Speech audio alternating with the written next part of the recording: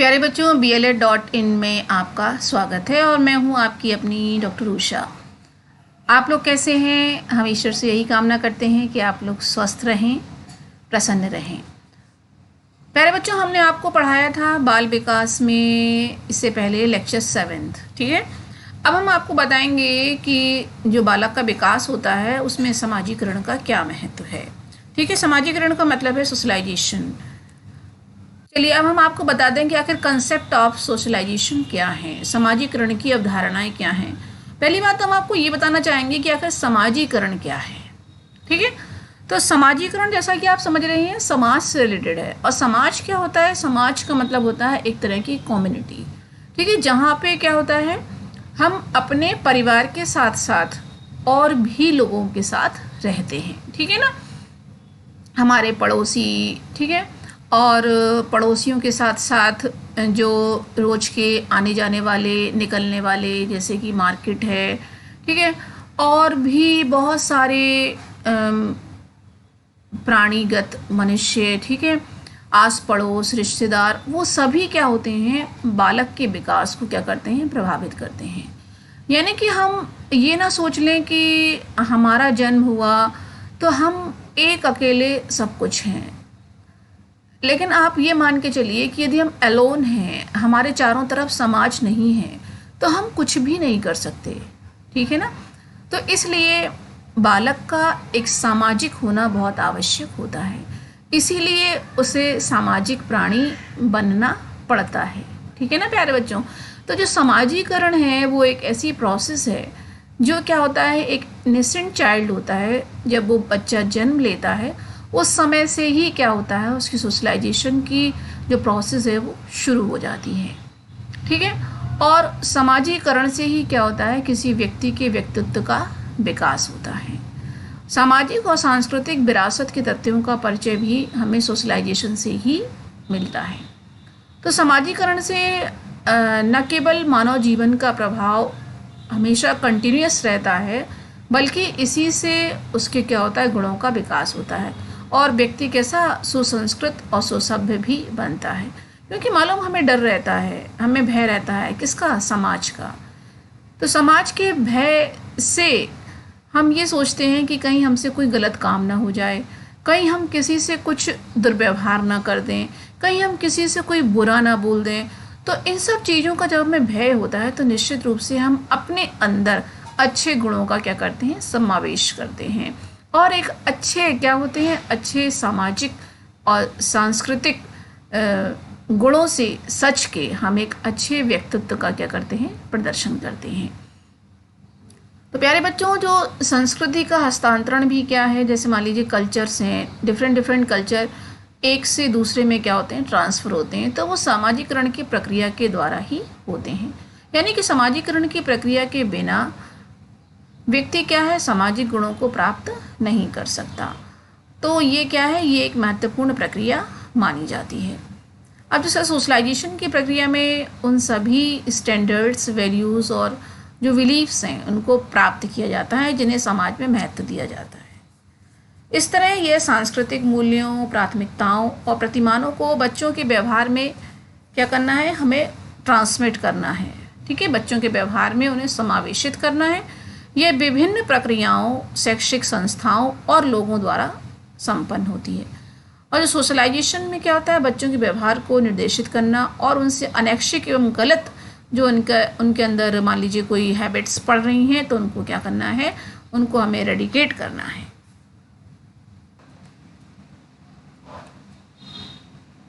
तब हम आपको बता दें कि समाजीकरण के कुछ महत्वपूर्ण अभिकर्ता माता पिता, समवयस्क समूह, विद्यालय, धार्मिक संस्थाएं, जनसंचार माध्यम जैसे दूरदर्शन इत्यादि हैं। वे क्या करते हैं, वे प्रत्यक्ष रूप से बच्चों को इफ़ेक्ट करते हैं और साथ ही साथ अप्रत्यक्ष रूप से सांस्कृतिक उचित तरीके के विचार और व्यवहार को बल भी देते हैं। इसका कहने का आशय ये है कि जैसे मान लीजिए हम किसी भी व्यक्ति से मिलते हैं, चाहे हम अपने घर के संपर्क में हो, चाहे विद्यालय के संपर्क में हो, या हम कोई भी कहीं पे भी हम जा रहे हों, ठीक है, कोई भी जनसंचार का माध्यम हो, तो वहाँ से हमें जो भी कुछ देखने को मिलता है, ठीक है ना, तो उससे क्या होता है, हमारे व्यवहार में परिवर्तन आता है। प्रारंभिक बाल्यकाल विकास का एक महत्वपूर्ण समय होता है, क्योंकि इस समय बच्चे अपने परिवार, समाज और संस्कृति के रीति रिवाज और रीतियों के बारे में बहुत कुछ सीखते हैं। वे भाषा ग्रहण करते हैं, ठीक है, संस्कृति के आधारभूत सिद्धांत सीखते हैं। इस अवस्था में प्राथमिक सामाजिकरण के अभिकर्ता कौन होते हैं? परिवार के सदस्य ही होते हैं, क्योंकि बच्चे का जो प्रारंभिक जीवन है वो कहाँ बीतता है? परिवार में बीतता है। तो परिवार से ही बच्चा क्या करता है? सामाजिकरण को सीखता है। फिर जब उसका मिड एज आता है, यानी कि मध्य बालकाल में, परिवार महत्वपूर्ण होते हुए भी वो क्या करता है? अपने जैसे अपने दोस्तों के साथ निकलता है, ठीक है, विद्यालय जाता है। इसके साथ साथ क्या होता है? संचार माध्यमों के संपर्क में रहता है। तो यही वह समय है जब सामाजिक रूढ़ियों और पूर्वाग्रह विकसित होने की अधिक भावना उसमें क्या होती है? विकसित होती है। क्योंकि हो सकता है कि वो जिन लोगों के बीच में बैठ रहा है, जहाँ वो उठ रहा है, ठीक है, हो सकता है कि वो बहुत उनके जो विचार हैं वो बहुत पुराने हों, ठीक है। तो इन सब चीज़ों का भी बालक के विकास पर प्रभाव पड़ता है और उसके समाजीकरण पर भी प्रभाव पड़ता है। कई शोध किए गए हैं कि पालने के तरीके का प्रभाव बच्चे के समाजीकरण पर पड़ता है, ठीक है ना। हम उसको कैसे पाल रहे हैं, ठीक है, हम उसको कैसे ब्रॉटअप कर रहे हैं, इससे भी बच्चे के जो सोशलाइजेशन है उस पर इफ़ेक्ट पड़ता है। परिवार, साथी, संचार माध्यम और विद्यालय के अतिरिक्त कुछ दूसरे फैक्टर्स भी हैं जो सोशलाइजेशन को इफ़ेक्ट करते हैं। माता पिता की सामाजिक आर्थिक स्थिति और कुल परंपरा बच्चों के विकास पर डायरेक्ट और इनडायरेक्ट क्या करती? इफ़ेक्ट डालती है, ठीक है। कुल परंपरा, एथनिसिटी, परिवार के आकार, संरचना, शिक्षा, आय, रचना और फैले हुए जाल से जुड़ी होती है, ठीक है। तो जैसे मान लीजिए हमारा जो परिवार है उसका स्ट्रक्चर, ठीक है, उसकी एजुकेशन, ठीक है, उसके जो उसका जो नेटवर्क है फैमिली का, उससे भी क्या होता है? बालक का विकास प्रभावित होता है। अब हम आपको बताएंगे कि शैक्षिक समाजशास्त्र के विद्वान जो थे बोगार्डस ने समाजीकरण की परिभाषा इस प्रकार दी। उन्होंने बताया कि वह एक ऐसी प्रक्रिया जिसको द्वारा व्यक्ति सामाजिक कल्याण हेतु एक दूसरे पर निर्भर रहकर व्यवहार करना सीखते हैं और जिसके द्वारा सामाजिक आत्मनियंत्रण, सामाजिक उत्तरदायित्व तथा संतुलित व्यक्ति का अनुभव प्राप्त करते हैं, ठीक है ना। तो उन्होंने ये बताया कि जो समाज है, समाज एक्चुअली क्या है? एक लोगों का एक समुदाय है, ठीक है। वहाँ पे हम अकेले नहीं हैं। तो जब हम एक दूसरे पर क्या करते हैं? डिपेंडेंट हो जाते हैं किसी न किसी कार्य को लेकर, क्योंकि हम सारे कार्य अकेले नहीं कर सकते। और जब हम एक दूसरे के ऊपर डिपेंडेंट हैं तो निश्चित रूप से हमें अपना व्यवहार क्या करना चाहिए? संतुलित वे में रखना चाहिए, ठीक है ना। तो यही उन्होंने बताया कि समाज के द्वारा हम क्या करते हैं? अपने आप में आत्मनियंत्रण की भावना पैदा करते हैं, ठीक है। उत्तरदायित्व निभाने की हमारे अंदर क्या होती है? कैपेबिलिटी आती है। तो ये सब क्या है? सोशलाइजेशन के ही प्रभाव हैं। समाजीकरण का कार्य समाज में रहकर ही संभव है, समाज से अलग रहकर नहीं। मैंने पहले ही बताया आपको कि भाई जब हम समाज में रहेंगे तभी तो हम अपने आप को सामाजिक कह पाएंगे। जब हम बिल्कुल अलोन हैं, कोई है ही नहीं हमारे अगल बगल यहाँ वहाँ, तो हम अपने आप को कैसे सामाजिक कह सकते हैं? यह व्यक्ति को सामाजिक परंपराओं, प्रथाओं, रूढ़ियों, मूल्यों, आदर्शों आदि का पालन करना और विपरीत सामाजिक परिस्थितियों में अनुकूल करना सिखाता है, ठीक है। कभी कभी मान लो हमारी समाज की परिस्थितियाँ विपरीत हैं, ठीक है, लेकिन हम अपने आप को उसमें कैसे एडजस्ट करें? तो हमारे पास जो सामाजिक परंपराएं होती हैं, जो मूल्य होते हैं, जो आदर्श होते हैं, उस समय हमें क्या करते हैं? वो एडवर्स कंडीशन में अपने आप को खड़ा रखने में क्या करते हैं? मजबूत बनाते हैं और हमें अंदर से ढांढस प्रदान करते हैं। समाजीकरण के द्वारा क्या होता है? संस्कृति, सभ्यता और अन्य अनगिनत विशेषताएं पीढ़ी दर पीढ़ी हस्तांतरित होती रहती हैं और जीवित रहती हैं, ठीक है ना। क्योंकि जैसे मान लीजिए आज हम हैं, कल हमारे बच्चे होंगे, फिर उनकी और आगे जनरेशन्स आएंगी, ठीक है, प्रोजेनी डेवलप होंगी। तो वो क्या होता है? बहुत सारी चीज़ें क्या होती हैं कि एक जनरेशन से दूसरी जनरेशन में क्या होती हैं? ट्रांसफ़र होती रहती हैं। तो ये समाजीकरण की ही विशेषता है। आगे हम बताएंगे कि कौन से फैक्टर्स हैं जो समाजीकरण के कारक हैं। समाजीकरण के कारक यानी कि फैक्टर्स ऑफ सोशलाइजेशन। किसी बालक के समाजीकरण की प्रक्रिया के महत्वपूर्ण कारक निम्न होते हैं, ठीक है। आज जब बच्चा समाज में अपने आप को क्या करता है? व्याप्त कर लेता है, तो आखिर वो कैसे समाज में ढल जाता है, कैसे समाज में वो रहने लग जाता है, कैसे समाज को वो अपना बना लेता है। तो इसके लिए कौन कौन से फैक्टर्स क्या होते हैं, इन्वॉल्व होते हैं। तो पहला है पालन पोषण, ठीक है, फोस्टरिंग नरिशमेंट। बालक के समाजीकरण पर पालन पोषण का गहरा प्रभाव पड़ता है।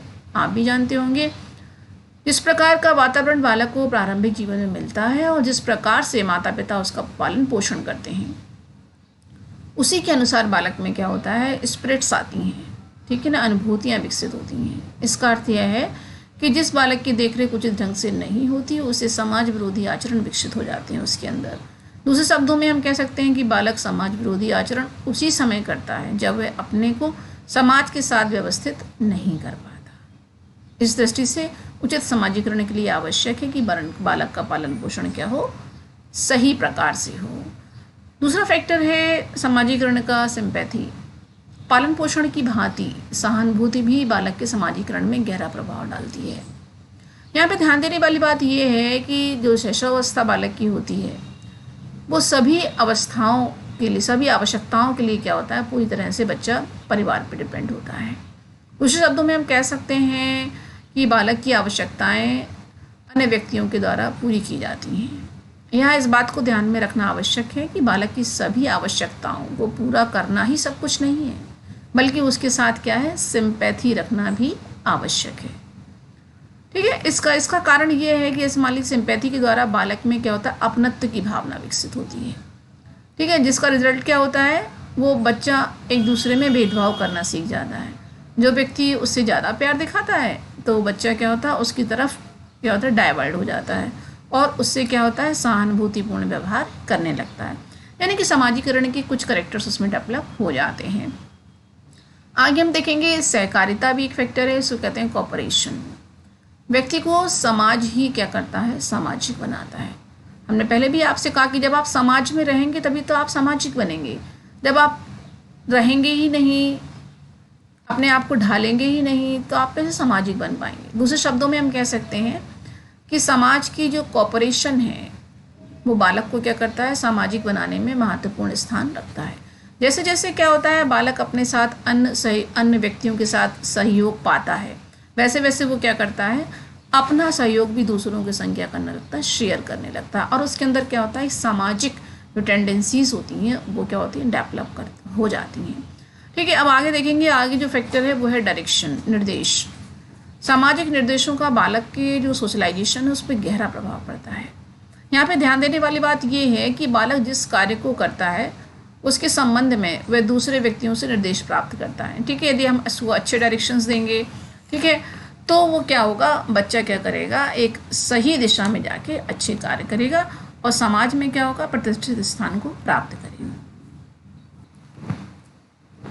नेक्स्ट फैक्टर है आत्मीकरण या आइडेंटिफिकेशन। आइडेंटिफिकेशन का मतलब बच्चों यहाँ पे ये है, जैसे मान लीजिए जो बच्चा है वो अपने माता पिता, परिवार और जैसे मान लीजिए पड़ोस से उसको क्या है, एक सहानुभूति मिलती है, तो बालक का क्या होता है, मन उन लोगों में रम जाता है, या बालक के भी मन में उन लोगों के प्रति क्या होती है, सहानुभूति आने लगती है।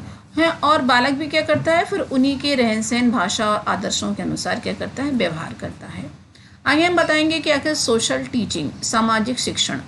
अब हम देखेंगे कि जो अनुकरण के अतिरिक्त जो सामाजिक शिक्षण का भी बालक के सोशलाइजेशन पर गहरा प्रभाव पड़ता है। तो सामाजिक शिक्षण क्या होता है, जैसा कि आप जानते हैं कि परिवार से ही शुरू होता है, जहाँ पर बालक अपने माता पिता, भाई बहन व अन्य सदस्यों के साथ खान पान, रहन सहन आदि के बारे में क्या करता है, शिक्षा ग्रहण करता है। इसके साथ साथ दूसरा फैक्टर है पुरस्कार और दंड, अवॉर्ड एंड पनिशमेंट। बालक जब आप देखेंगे कि उसका जो सोशलाइजेशन जो विकसित हो रहा है उसमें पुरस्कार और दंड का भी गहरा प्रभाव पड़ता है। जब बालक समाज के आदर्शों और मान्यताओं के अनुसार कार्य करता है तो लोग उसकी प्रशंसा करते हैं।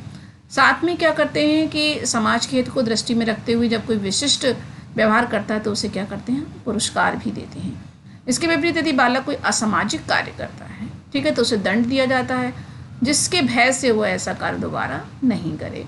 तो बालक को सोशलाइज्ड बनाने के लिए हमें पुरस्कार और दंड ये दोनों ही स्टेप्स जो हैं वो अपनाने पड़ते हैं। आगे हम देखेंगे कि बालकों को समाजीकरण करने वाले कौन कौन से तत्व हैं। Factors of socialisation in children's.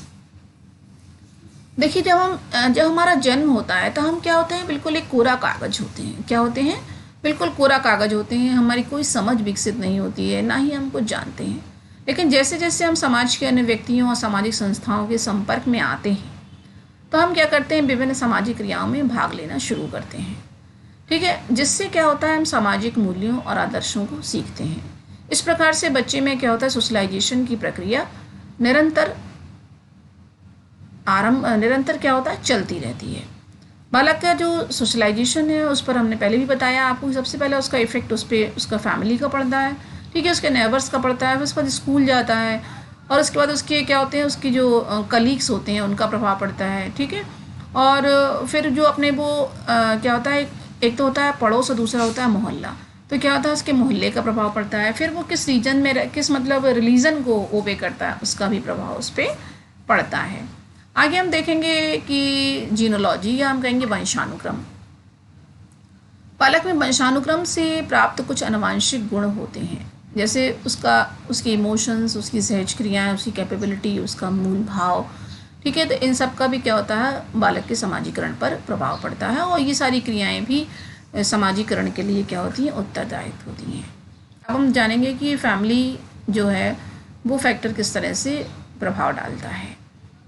इसमें सोशलाइजेशन में परिवार का मुख्य स्थान होता है। इसका कारण यह है कि प्रत्येक बालक का जन्म किसी न किसी परिवार में होता है। जैसे जैसे बालक बड़ा होता है, ठीक है, तो वह अपने माता पिता, भाई बहन और परिवार के अन्य सदस्यों के संपर्क में आके उनसे प्रेम, सहानुभूति, ठीक है, सहनशीलता, सहयोग आदि चीज़ें सीखता है।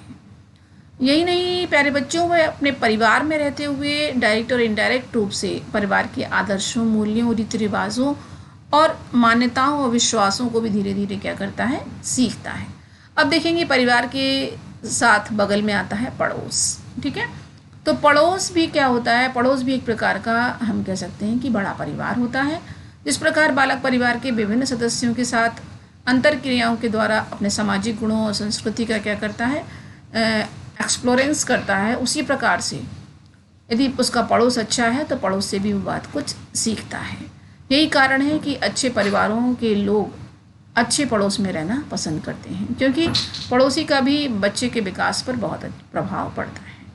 अब हम देखेंगे स्कूल। तो स्कूल क्या है, परिवार और पड़ोस के बाद क्या होता है, स्कूल एक ऐसा स्थान होता है जहाँ बच्चे का सोशलाइजेशन होता है। स्कूल में क्या होता है कि डिफरेंट फैमिलीज से बच्चे आते हैं। ठीक है, और क्या होता है, बालक इन सभी विभिन्न परिवार के बच्चों और शिक्षकों के बीच क्या करता है, सामाजिक प्रतिक्रिया करता है, जिससे उसका क्या होता है, तीव्र गति से सोशलाइजेशन होता है।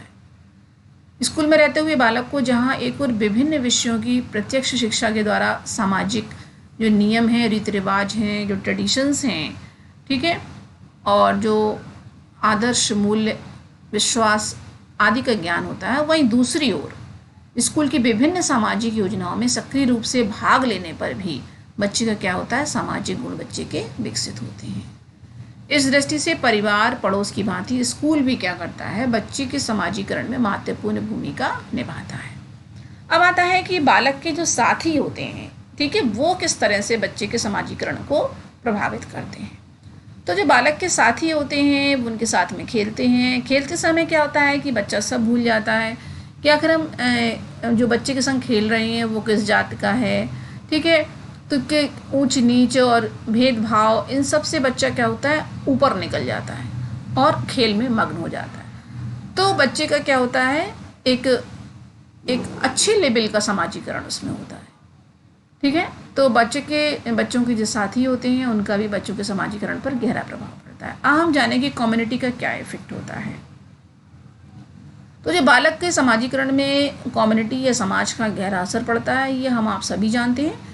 प्रत्येक समाज और समुदाय अपने विभिन्न साधनों और विधियों के द्वारा बालक का क्या करता है, समाजीकरण करना अपना परम कर्तव्य समझता है।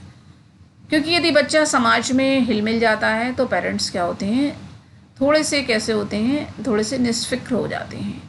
ठीक है, और इन साधनों के अंतर्गत जातीय और राष्ट्रीय प्रथाएं, परंपराएं, मनोरंजन जो है, राजनीति, विचारधाराएं, धार्मिक कट्टरता, कल्चर, कला, साहित्य, इतिहास, जाति, पूर्व धारणाएं इत्यादि बच्चे के अंदर क्या होती हैं, समाहित होती हैं, जिससे क्या होता है, बच्चा अपना एक सॉलिड कदम क्या होता है, समाज में बना लेता है या रख लेता है, एक अपने आप को एक स्तंभ बना लेता है। हम देखेंगे कि रिलीजन किस तरह से प्रभावित करता है। तो हम देखते हैं कि प्रत्येक धर्म में कुछ अपने संस्कार होते हैं, परंपराएं होती हैं, आदर्श होते हैं और मूल्य होते हैं। जैसे जैसे बालक अपने धर्म या अन्य धर्मों के व्यक्तित्व एवं समूहों के संपर्क में आता है, वैसे वैसे क्या होता है, वह उन सभी बातों को स्वाभाविक रूप से सीखता है। और सीखने की प्रक्रिया तो अनवरत जीवन में चलती रहती है। अब हम देखेंगे कि समाजीकरण में अध्यापक की क्या भूमिका होती है। हम एज ए शिक्षक बच्चों को हम किस तरह से सोशलाइज्ड बना सकते हैं। तो प्यारे बच्चों, स्कूल में जब हम जाते हैं तो हम सिर्फ शिक्षा ही ग्रहण नहीं करते, बल्कि बच्चे की जो सोशलाइजेशन की प्रक्रिया है उसको तीव्रता प्रदान करते हैं। इसमें शिक्षक की भूमिका क्या होती है, बहुत ही अहम होती है। परिवार और पड़ोस के बाद बच्चा क्या करता है, विद्यालय में प्रवेश करता है। अध्यापक की शिक्षा के द्वारा बच्चे में वे सामाजिक और सांस्कृतिक मूल्य डेवलप होते हैं जो समाज व संस्कृति में मान्य होते हैं। ठीक है, यानी कि हम बच्चे को एज ए शिक्षक वही सिखाएंगे जो क्या है, सार्वभौमिक है, जो प्रचलन में है, जो चलता है। हम कभी भी उसको कोई भी निगेटिव थॉट्स उसके दिमाग में नहीं बैठाएंगे। ठीक है, स्कूल में खेल प्रक्रिया के द्वारा बच्चों से सहयोग लेना, अनुशासन, सामूहिक कार्य आदि सीखते हैं बच्चे। विद्यालय बच्चे में आधारभूत सामाजिक व्यवहार और व्यवहार के सिद्धांतों का क्या करता है, नींव डालता है। ठीक है, यदि बच्चा लड़ रहा होता है, किसी को मार रहा होता है, ठीक है, तो हम लोग क्या करते हैं, उसको मना करते हैं कि नहीं बेटा, ये सब अपने छोटे बड़े भाई बहनी तो हैं, अपन को मिल के हर कार्य करना है। तो ये सब बातें हम क्या करते हैं, बच्चों में डाल के उनके अंदर एक अच्छे सामाजिक प्राणी के लक्षण उनमें भरते हैं। समाजीकरण की प्रक्रिया को तीव्र गति प्रदान करने के लिए शिक्षक सर्वप्रथम यह कार्य करता है कि बालक के माता पिता से संपर्क स्थापित करके उसकी रुचियों के बारे में, ठीक है, उसकी मनोवृत्तियों के बारे में जानकारी लेता है और उसके हिसाब से ही फिर उसमें क्या होता है, गुणों का समावेश करता है। शिक्षक को चाहिए कि वह स्कूल में विभिन्न सामाजिक योजनाओं के द्वारा बालकों में सामूहिक क्रियाओं में सक्रिय रूप से भाग लेने में अवसर प्रदान करें, जिससे क्या हो, जिससे कि बच्चे में स्वाभाविक ही समाजीकरण के जो करेक्टर्स हैं वो स्वाभाविक ही समावेशित हो जाएं। बालक में समाजीकरण में स्वस्थ मानवीय संबंधों का गहरा प्रभाव पड़ता है। तो शिक्षक को चाहिए कि दूसरे बालकों, शिक्षकों और स्कूल के प्रधानाचार्यों के साथ स्वस्थ मानवीय संबंध स्थापित करे। इन स्वस्थ मानवीय संबंधों के स्थापित हो जाने से स्कूल का समस्त वातावरण क्या होता है, सामाजिक बन जाता है। ठीक है, यानी कि हमें बच्चों को क्या करना चाहिए, ब्रॉड माइंडेड करना चाहिए। अपने स्कूल के साथ साथ अन्य स्कूलों से भी संपर्क साधना चाहिए। ठीक है, इंटर स्कूल्स प्रोग्राम कराने चाहिए जिससे बच्चों का क्या हो, सामाजिक परिवेश बढ़े और उनका विकास हो। बच्चों को सामाजिक, सांस्कृतिक मूल्यों, मानकों आदि का ज्ञान देना उनके समाजीकरण को तीव्र करने में सहायक होता है। जहाँ तक सामाजिक भूमिका की प्रत्याशा और उनके निर्वाह का प्रश्न है, तो अध्यापक स्वयं अपना उदाहरण प्रस्तुत करते हुए अनुकरण हेतु प्रेरित कर सकता है। ठीक है, यानी कि जो हम अध्यापक हैं तो ये एक बहुत बड़ी बात है राष्ट्र के लिए। और जो बच्चे होते हैं वो क्या करते हैं, अध्यापक को कॉपी करते हैं। ठीक है, तो हमें क्या करना चाहिए, खुद एक आदर्श के रूप में क्या करना चाहिए, स्थापित करना चाहिए। विद्यार्थियों से घनिष्ठ व्यक्तिगत संबंध स्थापित कर उन्हें अपनी अभिवृत्तियों की समीक्षा करते हुए प्रोत्साहित कर उनकी वर्तमान अभिवृत्तियों का समर्थन कर उनके समाजीकरण में सहायता। जैसे मान लीजिए हमारा कहने का आशय यहाँ पे ये है कि जैसे हमारे अंदर कुछ अच्छे गुण हैं तो बच्चे को बताना चाहिए। ठीक है, जिससे बच्चे क्या करें, उन गुणों को तो अपने में समाहित करें ही करें और साथ में हमें उनकी भी अभिवृत्तियों की जानकारी लेना चाहिए। ठीक है, जिससे हम उनकी समय समय पर प्रशंसा कर सकें। समाजीकरण के मामले में बच्चे अपने अभिभावकों एवं शिक्षकों का ही अनुकरण करते हैं। बालकों के समाजीकरण हेतु शिक्षक को चाहिए कि वह उन्हें स्नेह और सहानुभूतिपूर्ण बर्ताव करे। ठीक है, सबसे पहली बात तो यही है कि यदि हम किसी को सोशलाइज बनाना चाहते हैं तो हमें उसके साथ स्नेह और सिंपैथेटिक होना चाहिए। ठीक है, अब हम आगे देखेंगे प्यारे बच्चों कि बच्चे के समाजीकरण में परिवार और माता पिता की क्या भूमिका होती है। Role of family and parents in socialisation of children. समाजीकरण करने वाली संस्था के रूप में सबसे पहले क्या, परिवार और माता पिता, ठीक है, सबसे महत्वपूर्ण कड़ी है। माँ का त्याग और पिता की सुरक्षा में रहते हुए बच्चा जो कुछ सीखता है वह उसके जीवन की क्या होती है, स्थायी पूंजी होती है। सबसे पहले बच्चा क्या करता है, अपने परिवार के सदस्यों के साथ ही उठता बैठता है, उनमें घुलता मिलता है। और सबसे ज़्यादा घनिष्ठ संबंध उसका माँ से होता है, क्योंकि माँ उसकी हर तरह से उसकी रक्षा करती है। आगे हम देखेंगे कि बच्चे को नियमित रूप से खाने पीने की, पहनने की, रहने की सीख उसे माँ से मिलती है। इससे बच्चे के मन में एक सुरक्षा की भावना पनपती है जो उसके जीवन को स्थिर और दृढ़ बनाती है और आगे चलकर उसके व्यक्तित्व के विकास में क्या होती है, सहायता प्रदान करती है। माता पिता क्या करते हैं, बच्चे की आवश्यकताओं को पूरा करते हैं। साथ ही बच्चा यह देखता है कि कुछ कार्यों को करने पर माता पिता उसे प्यार करते हैं और उसकी प्रशंसा करते हैं, और कुछ कार्यों को करने से उसे दंड मिलता है और उसकी निंदा होती है। तो बच्चा क्या करता है, उसको लगता है यदि हमें कोई मारेगा ऐसा काम करेंगे तो फिर वो ऐसा काम नहीं करता, क्योंकि हर बच्चा ये चाहता है कि उसे अपने माता पिता का प्यार मिले। परिवार में ही बच्चे को सर्वप्रथम यह ज्ञान होता है कि उसे कौन कौन से काम करने चाहिए और कौन कौन से कार्य नहीं करने चाहिए। इससे बच्चा धीरे धीरे यह सीख जाता है कि समाज में क्या अच्छा है और क्या बुरा, और समाज उससे क्या चाहता है। धीरे धीरे वह उन भावनाओं, मान्यताओं, परंपराओं और नियमों को भी जान लेता है जो समाज में प्रचलित होते हैं और समाज को मान्य होते हैं। आगे हम देखेंगे कि प्यारे बच्चों, माँ अपने बच्चे को प्यार करती है, परिवार के अन्य लोग भी उसे प्यार करते हैं।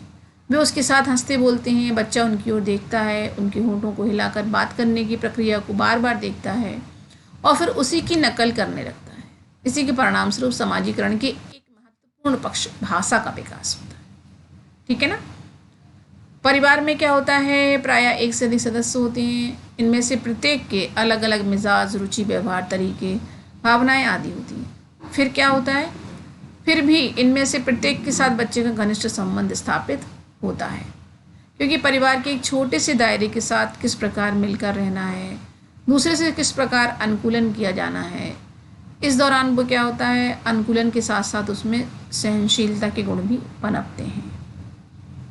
परिवार और समाज में अपने आप को अडेप्ट करना ही क्या होता है, एडेप्टेशन कहलाता है, जो समाजीकरण की प्रक्रिया का अभिन्न अंग है। ठीक है। तो एडेप्टेशन को ही कुछ समाजशास्त्री समाजीकरण कहते हैं। परिवार में प्यारे बच्चों, बच्चा क्या करता है, माता पिता से सामाजिक उत्तरदायित्व का अर्थ, क्षमा का महत्व और सहयोग की भावना सीखता है तथा अपनी जो मौलिक धारणाएं हैं, आइडियल्स हैं, ठीक है, शैली है, उनकी रचना करता है। यदि परिवार में परस्पर सहयोग की भावना हो तो बालक में भी सहयोग की भावना विकसित होती है। तो बच्चे की यह भावना उसके बाह्य समाज से व्यवहार में भी झलकती है। यानी कि यदि परिवार में व्यक्ति दूसरे का सहयोग कर रहे हैं तो बच्चा ये देखता है, ठीक है, तो उसके अंदर भी ऐसी ही स्पिरिट डेवलप होती है। फिर वो यदि स्कूल जाता है तो अन्य बच्चों को सहयोग करने की भावना डेवलप हो जाती है। फिर वो यदि समाज में जाता है तो क्या करता है, सामाजिक कार्य करता है। माँ बाप की सामाजिक प्रतिष्ठा एवं परिवार के आर्थिक स्तर का भी बच्चे के समाजीकरण पर प्रभाव पड़ता है। संपन्न परिवारों के जो बच्चे होते हैं वो सामान्यतः स्वयं को श्रेष्ठ मानने की भावना उनमें होती है। इसके विपरीत जो निर्धन परिवार के बच्चे होते हैं उनमें हीनता पनपती है, जिससे उसे सामाजिक समायोजन में क्या होता है, कठिनाई उत्पन्न होती है। अच्छे और जो वेल कल्चर्ड फैमिलीज़ के बच्चे हैं वो सामान्यतः कैसे होते हैं, कल्चर्ड होते हैं, जबकि विभिन्न सामाजिक आर्थिक समस्याओं से ग्रसित बच्चों के जो बच्चे होते हैं वो क्या होते हैं, झगड़ालू होते हैं। ठीक है, या उनमें कुछ नेगेटिव थॉट्स डेवलप हो जाते हैं।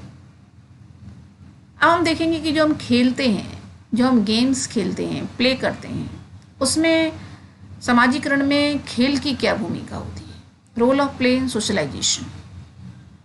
तो खेल की बहुत महत्वपूर्ण भूमिका है बालक के शारीरिक और सामाजिक विकास में। शारीरिक विकास में तो है ही, साथ में सामाजिक विकास में भी। खेल को बालक की क्या होती है, रचनात्मक, जन्मजात, स्वतंत्र, आत्म प्रेरित, स्फूर्तिदायक, स्वलक्षित और आनंददायक प्रवृत्ति कहा गया है।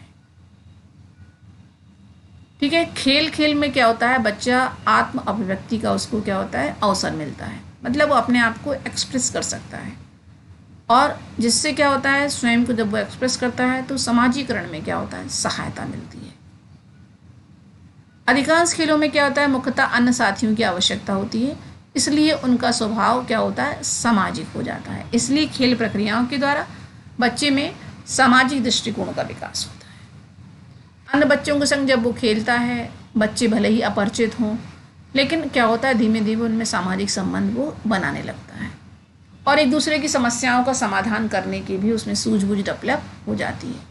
तो समूह द्वारा अपनाए जाने वाले या उसमें लोकप्रिय होने वाले बच्चे में सुरक्षा की भावना आ जाती है, जो सामाजिकरण के लिए बहुत आवश्यक होती है।